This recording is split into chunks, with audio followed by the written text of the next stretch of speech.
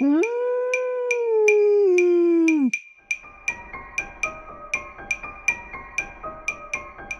Êtes-vous prêt à voyager des frontières de vos peurs aux limites de vos rêves, à rencontrer des mythes et des légendes, des diables et des anges, à vous laisser conduire sur les chemins de l'étrange? Arcanum Fabulas. Saison 7.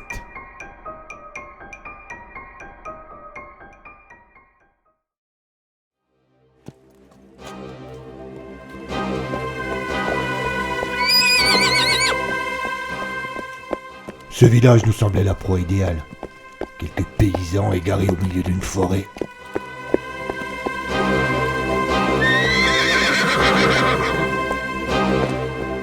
Après avoir passé le printemps et l'été à piller, après avoir défait les armées du roi à l'automne, nous aspirions à nous reposer au cours de l'hiver.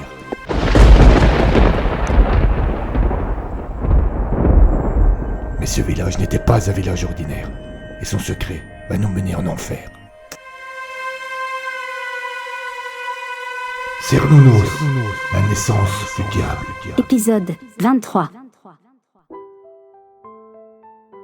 La première fois que Willem m'a parlé de Cernunnos, je lui ai demandé de bien vouloir répéter ce nom étrange. Mais il a hésité. On eût dit que c'était prendre un risque de répéter ce nom, une façon déguisée d'invoquer le malin, et que l'abbé s'y refusait. Il finit par me le redire. Cernunnos, le dieu cornu. Cette phrase me parut un blasphème, et je le fis remarquer à mon maître. Mais il éclata de rire et m'expliqua que, au temps ancien, dans la vieille Rome, il y avait pléthore de dieux et autres divinités, et que chacun croyait en celui ou ceux qu'il choisissait. Certes, lui répondais-je, mais à cette époque, les hommes vivaient dans l'ignorance, et la venue de Jésus a permis à chacun de trouver le bon chemin. Willem n'osa pas me contredire sur le sujet, mais je sentis bien qu'il n'était pas totalement d'accord avec ma remarque. Cela me troubla, car il m'était toujours apparu comme l'un des plus grands serviteurs de notre Seigneur, un homme dont la foi ne pouvait pas être remise en cause. Il ne poursuivit pas davantage sur cette foi, mais il compléta son propos en m'expliquant que tous les peuples d'avant vénéraient des divinités aux allures et aux pouvoirs diverses, que la majorité d'entre elles n'était que le fruit de l'imagination de leurs adorateurs et que face à la vraie foi, celle en notre Christ Sauveur, elle n'avait pas résisté, il n'avait pas tenu. La vérité avait triomphé. Il fit une pause, se mordit les lèvres, parut de plus en plus mal à l'aise, de plus en plus gêné, et pour poursuivre son récit, il n'osa pas me regarder. Mais, dit-il, il se peut que... Il hésita à nouveau, sa tête s'enfonça dans ses épaules, ses mains se serrèrent, son pied tapa le sol de la charrette. Il se peut que certaines de ces divinités soient de vraies entités. Il se peut que certaines croyances soient fondées sur des choses réelles. Je demeurai interdit. Je ne savais que répondre. Cet homme qui avait consacré sa vie à combattre l'hérésie devenait-il lui-même un hérétique ?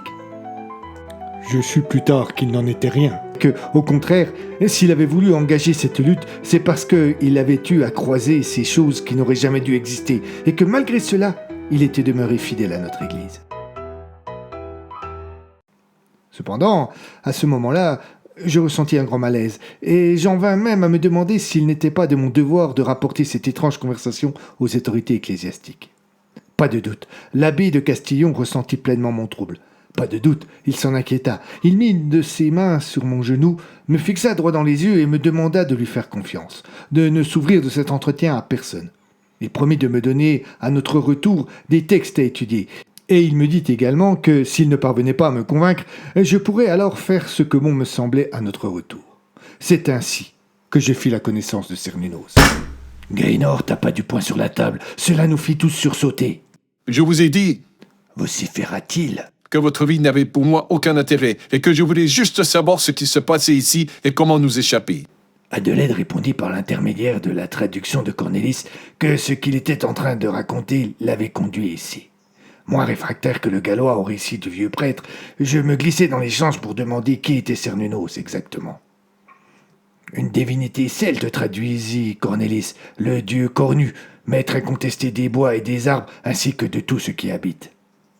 Et Willem de Castillon croyait en son existence ? C'est cela que vous tentez de nous dire ? Oui, et il voulait m'en convaincre, ce qui fut difficile.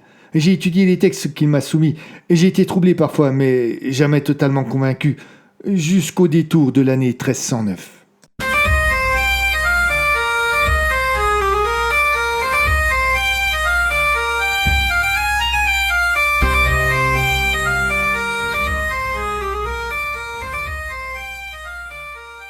En ce matin de mars 1309, l'hiver n'avait pas encore dit son dernier mot. Il avait neigé la nuit précédente et dans la cellule il faisait froid. Cela ne paraissait pas gêner Adelaide le moins du monde. Plongé dans l'étude d'un ancien texte, il était bien trop occupé à sa tâche pour se laisser corrompre par les températures. Il tournait les pages du manuscrit avec 1000 précautions, s'arrêtait parfois pour se rendre à un autre pupitre où il prenait quelques notes à la plume sur un parchemin. Le texte qu'il étudiait alors parlait des soi-disant pouvoirs que Cernunnos donnait à ceux qui le servaient. Après avoir passé 2 ans à étudier cette croyance dans le dieu de la forêt, on eût pu penser que le brave moine n'avait plus rien à apprendre sur le sujet. Pourtant, souvent, Willem lui fournissait de nouveaux documents au témoignage. On frappa à la porte de la cellule et Adelaide sursauta.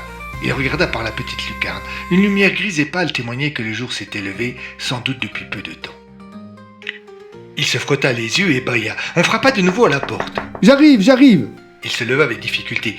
Finalement, le froid était parvenu à l'atteindre un peu et s'était amusé avec ses muscles sans qu'il s'en aperçoive. Il se dirigea vers la porte, mais avant de l'atteindre, se ravisa. S'il avait fermé à clé la cellule, ce n'était pas pour retrouver une quelconque intimité, non. Il ne voulait pas être surpris en train d'étudier encore un texte sur Cernunnos. Son obsession pour le dieu celte avait fini par attirer un peu trop l'attention, et bien qu'il se savait protégé par l'abbé de Castillon, il ne voulait pas tenter le diable. Il referma donc son ouvrage prestement et le glissa sous sa couche. Il cacha ces quelques notes sous une reproduction d'enluminure sur laquelle il avait travaillé précédemment. Son visiteur s'impatienta et frappa pour la 3e fois. « J'arrive !» répéta Adelaide en jetant un dernier coup d'œil autour de lui pour être certain de ne rien avoir laissé traîner de compromettant. Puis enfin, il déverrouilla la porte. L'abbé de Castillon se trouvait là, et le disciple put lire l'inquiétude sur le visage de son maître. Ce dernier tourna la tête à droite, puis à gauche, pour être certain que personne ne les observait, et se faufila dans la pièce.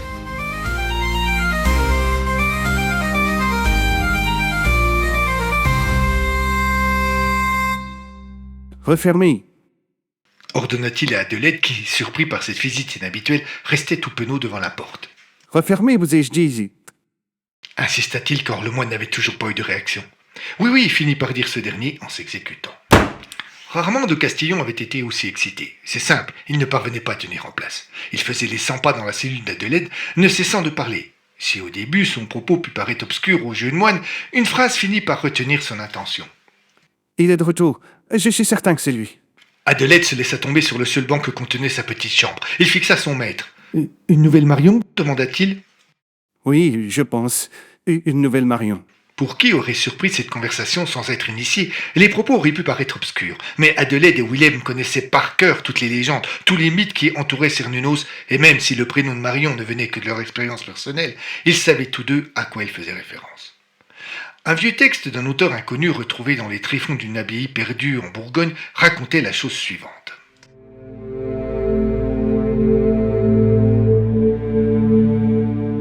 Le dieu connu, maître incontesté des forêts, est d'une apparence terrifiante. Grand, un peu courbé, il supporte sur son crâne des bois immenses, pareils à ceux que portent les cerfs. Son visage est large, habité d'un nez semblable à celui d'un animal. Ses yeux sont rouges comme le sang et ses traits sont marqués des blessures qu'elle a subies au cours de son existence. Personne ne peut laisser une telle créature approcher sans être pris d'une panique sans nom. Personne ne peut écouter la voix grave et lourde d'un tel monstre sans connaître jusqu'au plus profond de lui-même une terrible terreur. Au fil du temps, la bête, lasse de sa solitude, a trouvé le meilleur des subterfuges. À partir d'un peu de terre et avec de l'eau fraîche d'une rivière, il a façonné un être que les humains pourraient recevoir sans peur. Pour lui donner vie, il a eu recours à l'insecte de vieux chêne qui a bien voulu sacrifier sa vie pour que les hommes et les arbres aient un jour une chance de pouvoir vivre en bonne harmonie.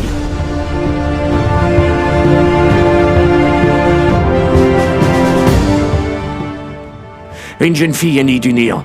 Ses longs cheveux blonds, sa mine d'enfant innocente, son attitude gauche, laissant à penser qu'elle avait besoin de protection, lui permirent d'approcher les hommes et de leur donner le message de Cernunnos. Quand, bien plus tard, celui-ci se présenta à ceux qui avaient recueilli sa création, tous ne virent en lui qu'une divinité et pas un ne remarqua son allure monstrueuse.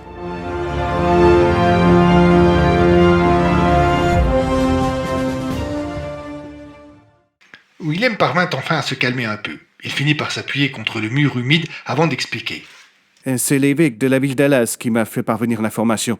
Apparemment, dans un petit village appelé Haut-de-Bois, qui dépend de son ressort, il se passe des choses étranges. Quoi donc questionna impatient Adelaide. Il y a une église au village et jusqu'il y a peu, il y avait un prêtre à demeure. Le dernier était assez âgé. Il est mort l'année dernière d'une mauvaise toux. Le défunt avait une réputation particulière au sein de l'Église. Il n'a pas toujours suivi les chemins recommandés par le Saint-Père, et c'est sans doute pour cela qu'il s'est retrouvé dans ce lieu perdu. Toujours est-il que depuis qu'il était en place, et cela faisait de nombreuses années, personne ne s'était inquiété de ce qui s'est passé dans sa paroisse. À son décès, l'évêché a envoyé sur place un jeune curé plein d'enthousiasme et à la fois inébranlable. Un mois s'est écoulé, puis l'évêque a reçu une missive venant du jeune homme. Ce dernier l'exhortait à venir à Haut-de-Bois car il s'y passait des choses. Il s'est passé des choses. Voilà qui est bien léger comme description. Et effectivement, le jeune ecclésiaste ne donnait pas plus d'informations que celle-ci. Pris par le temps et ses occupations, l'évêque jugea qu'il n'y avait sans doute point à s'en faire, que, emporté par sa jeunesse et son enthousiasme, le prêtre se faisait du souci pour des choses qu'il pourrait sans doute résoudre seul. Donc, il ne donna pas suite à la demande. Il fit une simple réponse dans laquelle il s'excusait de ne pas pouvoir se déplacer. Il concluait en affirmant qu'il renouvelait totalement sa confiance au quémandeur et qu'il ne doutait pas une seconde de ses capacités à gérer n'importe quelle situation.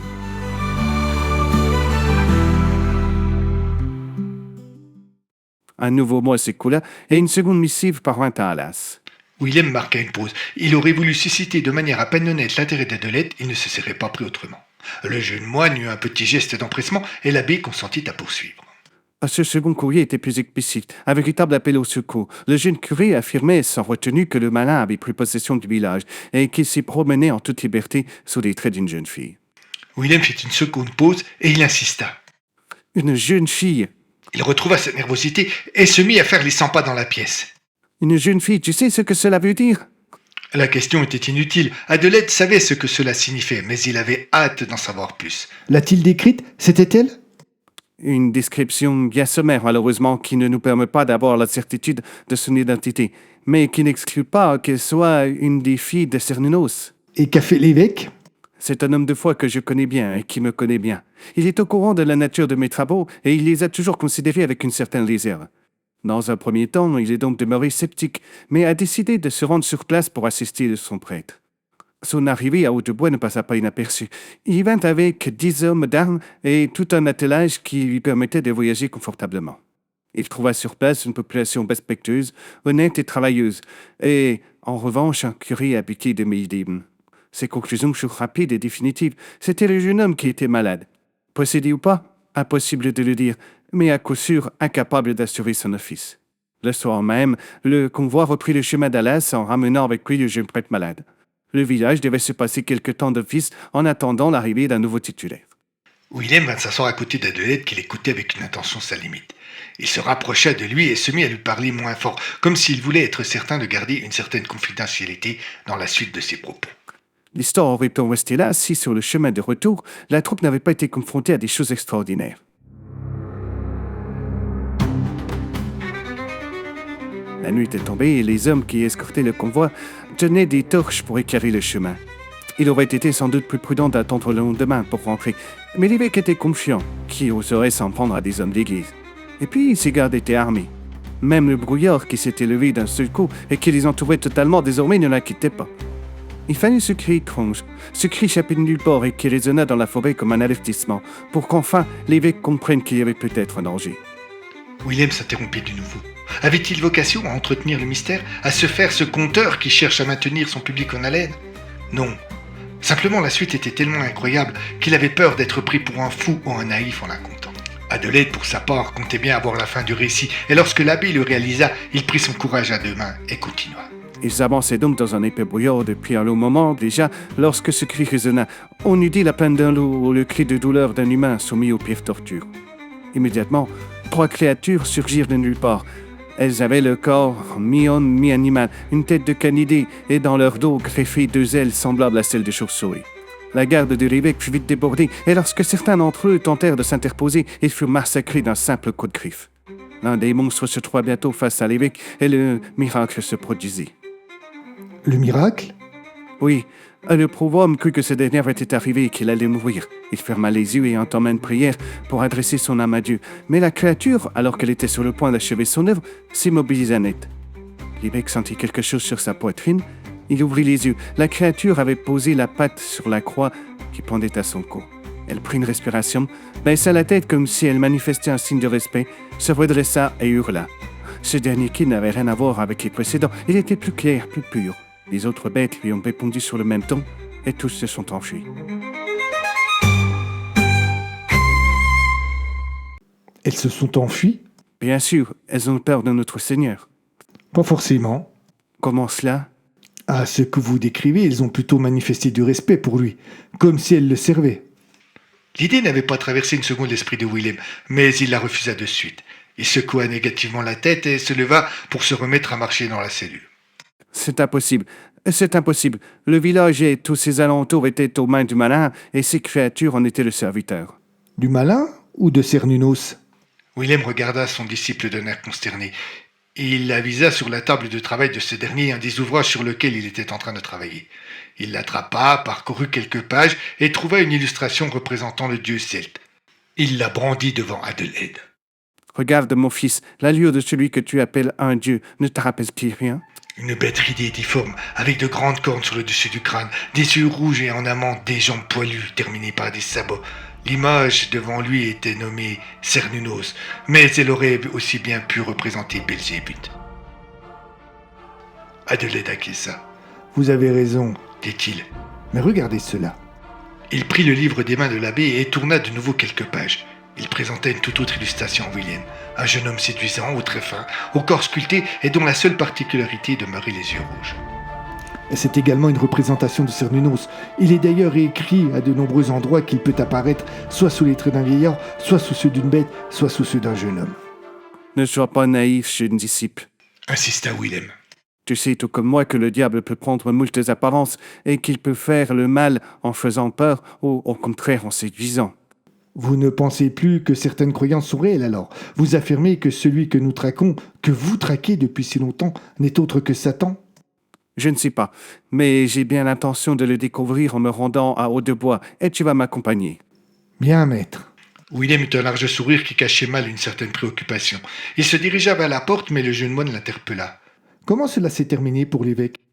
Ils ont repris leur chemin en restant prudents, en sursautant à chaque bruit inconnu, à chaque souffle appuyé du vent. De ci, de là, ils ont encore entendu quelques cris étranges, mais les créatures ne se sont pas manifestées de nouveau, et la petite troupe, bien qu'amputée d'une partie de ses membres, a pu atteindre Halas sans encombre. L'évêque, qui, comme je te l'ai dit tantôt, me connaissait bien, a aussitôt pensé à me prévenir. En entendant ces mots, Adélaïde se souvint que, la semaine précédente, un convoi composé de 4 charrettes escortées d'hommes en armes était venu en l'abbaye. On avait alors fait un grand mystère de l'identité du prestigieux voyageur, et l'abbé avait fait tout pour bien garder le secret en empêchant les moines d'approcher et en mettant même son secrétaire particulier, Adelaide, à l'écart. Le surlendemain, le convoi était reparti, toujours avec autant de discrétion. Il savait maintenant qui était venu rendre visite à son maître. J'ai hâte de partir. Reconnut Willem. Mais malheureusement, comme tu le sais, je dois être là pour les fêtes de Pâques. Je ne pourrai pas me dispenser de l'office. Nous partirons donc pour Haut-de-Bois dans 10 jours. D'ici là, gardons le silence. J'ai le secret espoir de trouver enfin le village dont on m'a parlé en confession. Pardon? Willem se troubla. Il en avait trop dit. Excuse-moi. Tu sais que je ne peux rien dire d'une confession.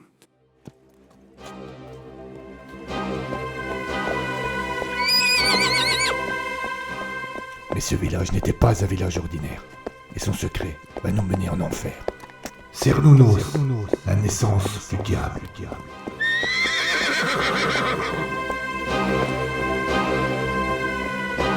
À suivre.